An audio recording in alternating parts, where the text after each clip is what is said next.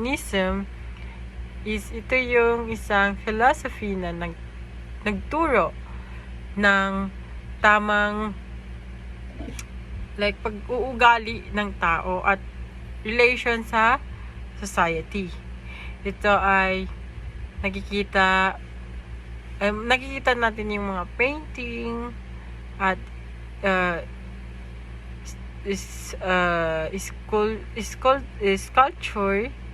sculpture na nagpapakita ng mga farm at yung mga official government, like halimbawa yung mga painting na nagpapakita ng mga pamilya na sama-samang nagdiriwang ng mga importanteng occasion o yung mga officialist nagbibigay ng mga aral sa mga tao.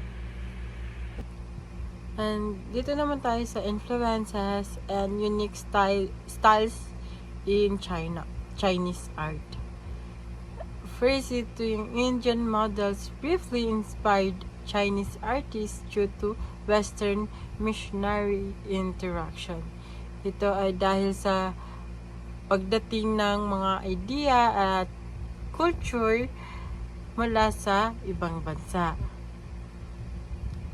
Yung by the 2nd century, Chinese art developed its unique style. Madalas itong nagpapakita or nag-i-image ng mga katang-isip na mundo. At may mga element ng China, like ang art ng China ay nagpakita ng new mula sa influence ng ibang culture patungo sa yung sariling kilanlan. Yung halimbawa ng art nito is ito yun siya. Yan siya. And dito naman tayo sa paintings future monumental styles, multiple perspective, unlike Western, single vanishing point and detailed brush strokes.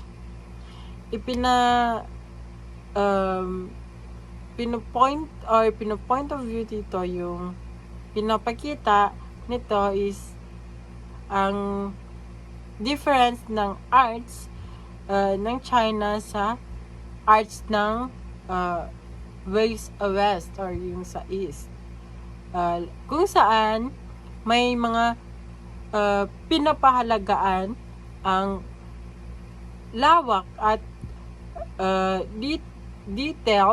detailed na nagpapakita ng larawan sa surrounding natin. Yung halimbawa nito, yung painting monumental styles is yung ganito.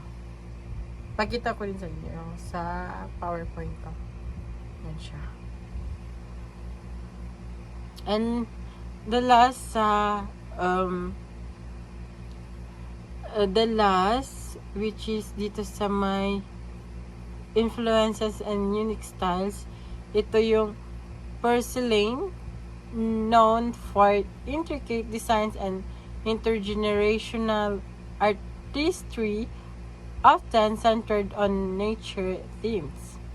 Ito yung mga paggawa ng porcelana ay isang tradisyon na pinapasa sa mga sunod-sunod na generations.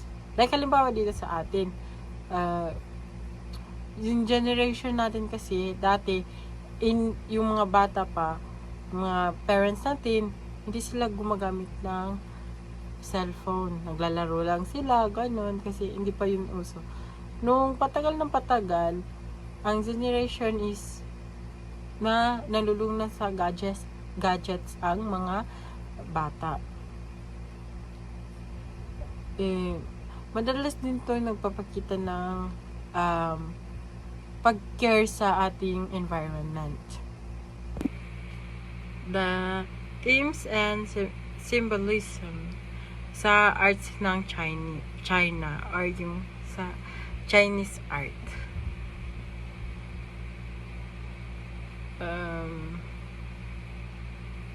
yung mga karaniwang theme, yung like yung sa environment, buhay ng panlipunan, pang araw-araw na gawain, yung mga war, yung mga pisikalan, and yung mga kamatayan.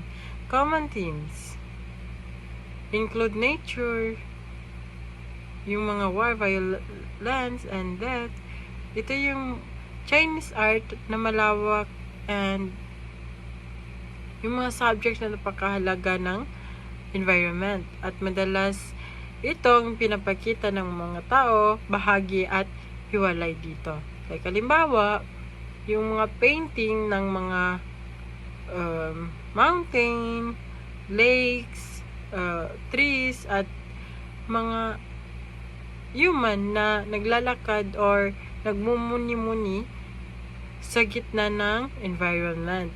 Yung karaniwan din natin ito nakikita sa mga social media rin siya. Pag ginagawa yung mga painting, like basic lang, makikita natin yung umuupo na tao sa karaniwan nakikita natin may dagat pa, may sunset, tapos ginagawa yung mga puno. Halimbawa, yun ang halimbawa nito. And sa Chinese artworks are rich in symbolism, serving as an avenue for artists' reflections. Yung most of na bawat elements sa Chinese art ay may malalim na meaning, which is ang mga symbol na ginagamit ng mga artists upang i-show nila yung kanilang mga yun nga sinabi ko, damdamin, beliefs at philosophy ng hindi naman siya i-direct. Halimbawa dito yung dragon. Yan yung symbol sa kapangyarihan at swerte. Yung phoenix naman, kumakatawan sa kagandahan at muling pagsilang. Ang kawayan, simbolo or symbol ng katatagan at integrity. Yung lotus naman is nagpapahiwatig ng kadalisayan at spiritual na paggising. And deep reverence of or for ancestors often expressed through gold or bronze vessels is a significant cultural aspect. Yung paggalang sa mga yung ninuno ay isa sa pinakamahalagang part ng culture ng China. Nagpapakita ito sa pamamagitan ng mga ritual at yung mga nag-aalay. Yung di ka alam kung nakikita niyo yung sa video na yung mga Chinese bigla silang nag-aalay sa mga kanilang beliefs nila. Halimbawa nito is yung bronze and gold na nabanggit ko kanina is hindi lang palamuti kundi mahalagang kasangkapan sa mga ceremony ng pag-aalay sa mga ninuno. And that's all. Yun lang po yung part ng topic ko. Thank you.